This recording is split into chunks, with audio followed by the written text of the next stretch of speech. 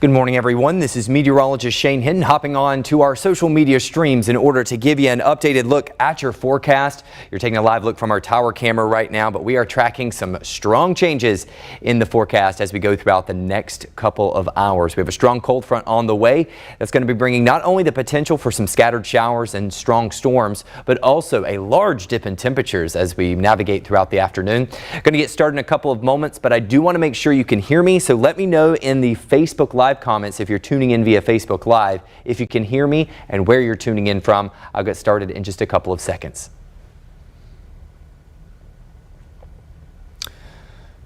So as I mentioned, this is a shot from our tower camera. I point it toward the horizon just because the sunrise is always so beautiful, but in the opposite direction, we are already tracking some scattered showers and storms moving through the area. In fact, let's go ahead and take a look at the current radar, kind of sandwiched with a lot of conditions here. Temperature-wise, it's the same as what it's been the past several days. As you make your way toward the east, we're tracking some patchy to dense fog that would warrant you maybe using your low beam headlights. As you head to the west and the northwest, you can see we're already tracking some pretty active storms just west of the Brady area. So this is just north of the KVUE viewing area, but it's worth noting that some of these showers and storms are expected to push through as we go throughout the next couple of hours, especially for our hill country counties. Now let's start with the severe weather risk for today. I'm going to have to break this forecast up into a couple of parts. We have the storm risk and then we have the temperature change, okay? Both equally important. Let's start with the severe weather throughout the morning and early afternoon will be the potential for damaging winds, frequent lightning, and the possibility of some large hail.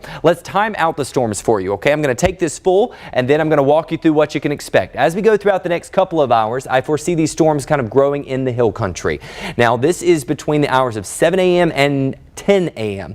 So once again, within some of these showers and storms, we could see a few embedded stronger storms. That's where our concern would be for the damaging wind gusts and maybe large hail. As we make our way toward the midday hours, I'm talking midday until lunchtime. This is from 11 to 1 p.m.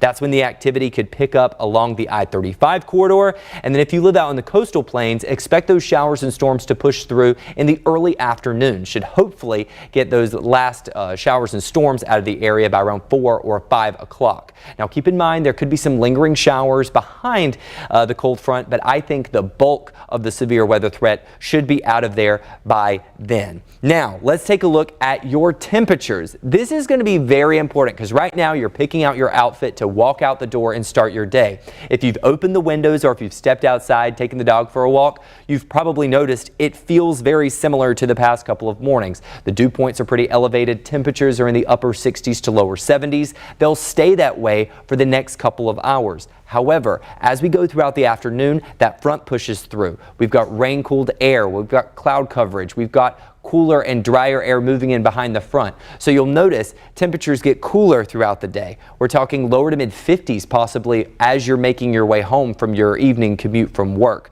So I want you to plan and dress to prepare for those kind of conditions. I would suggest you grab the rain jacket, not the umbrella. We're going to be dealing with some rather blustery conditions as this front passes through, and I want to make sure that your umbrella is not going to get blown away.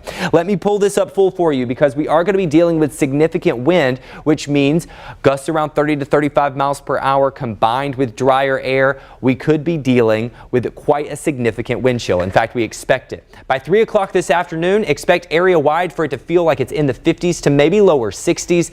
The warmest areas would be out in the coastal plains. As we make our way into the early evening, I want you to make note of this. Let me back it up a little bit here to the 7 to 8 o'clock window. Many people probably going out to Friday night football games or any kind of date night festivities. Keep in mind that when you factor in the wind, it could feel like it's in the 30s to lower 40s for most. As we head towards the 9:30 hour, those games may be wrapping up at football, you can see that some isolated areas could feel like they're close to freezing. And if you think that's cold, we'll take a look at this. Overnight lows are going to be bone chilling when you factor in those 25 to 30 mile per hour gusts.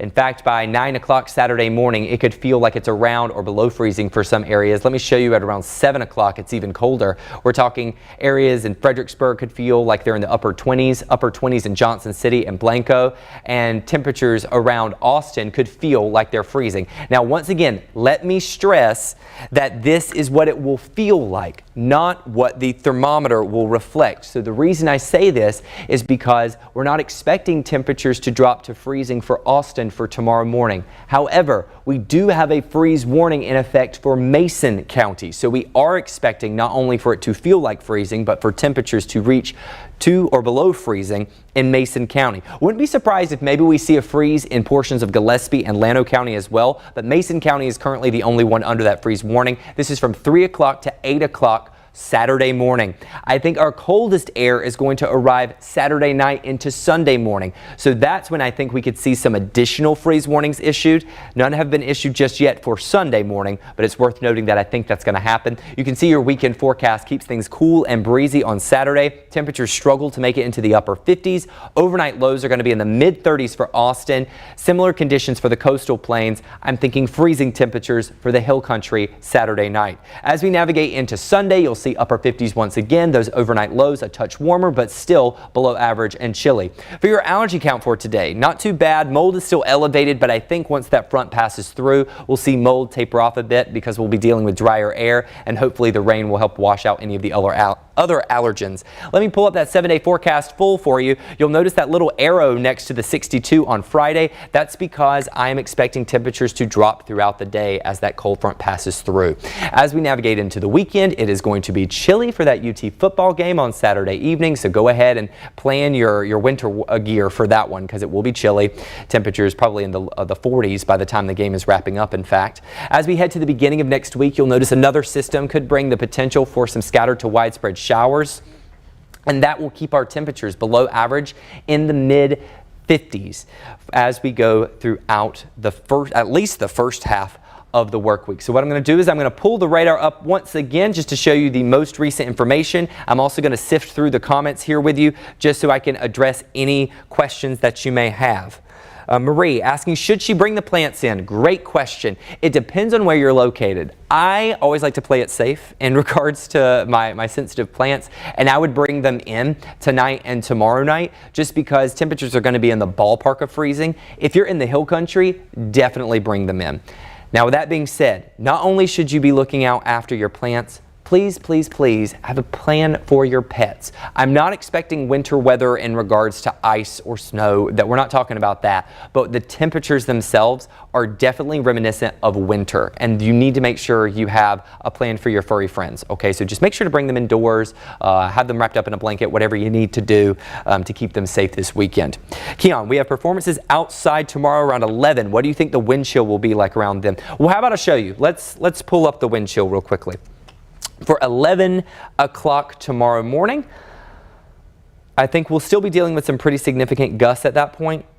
By 11 o'clock, Keon, this is what we're looking at, okay? So it's looking like area-wide, mostly in the 40s. The exception is as you make your way to the south, we're talking 50 degrees is what it could feel like in Lockhart, San Marcos, 51 in LaGrange and Luling. Keep in mind, if we're talking 48 versus 51, you're not going to tell the difference in 3 degrees, I can assure you. So definitely bundle up for any outdoor performance that you have on Saturday morning.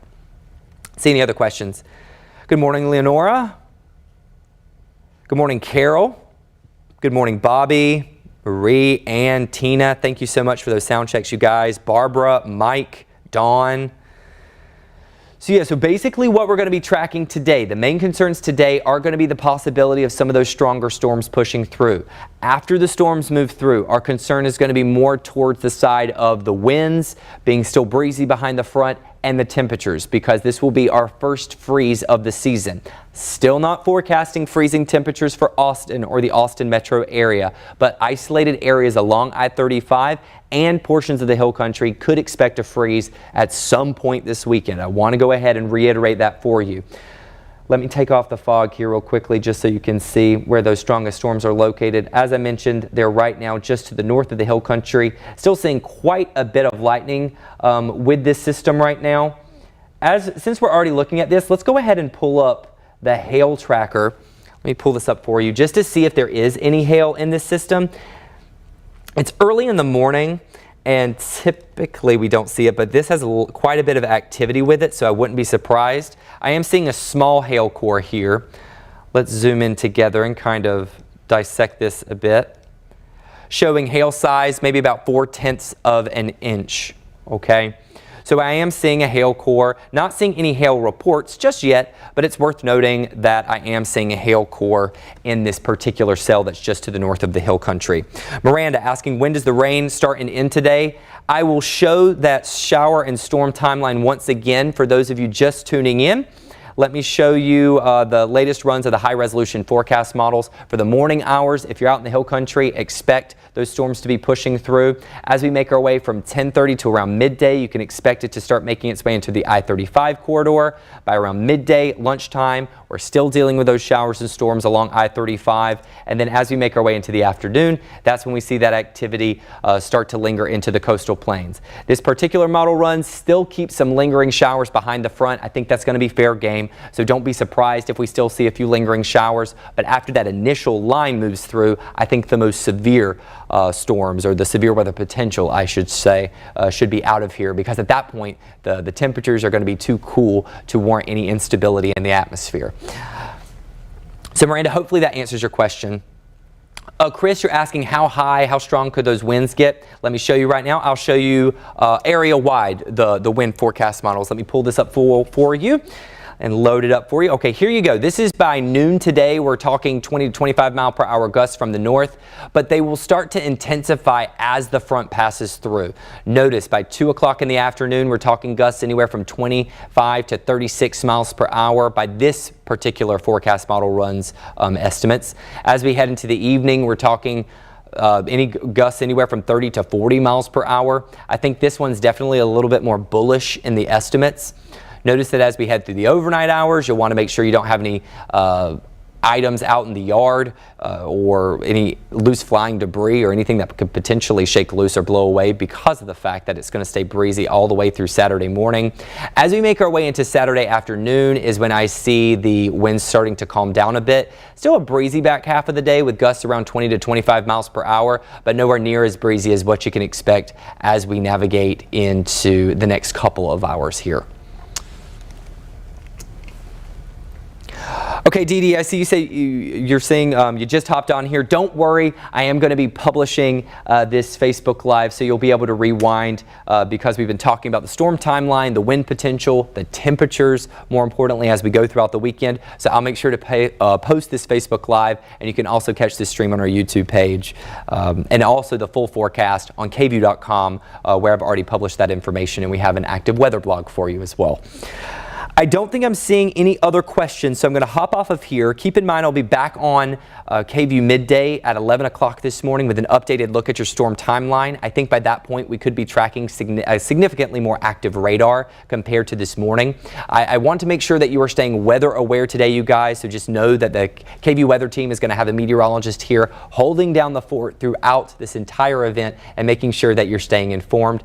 If you want to track the storms with us, by all means, please download the KVUE News app. It's absolutely free to download, and you can make sure you get weather alerts to your specific location if you enable your location services, and that way you can get any warnings that are issued if any do arise.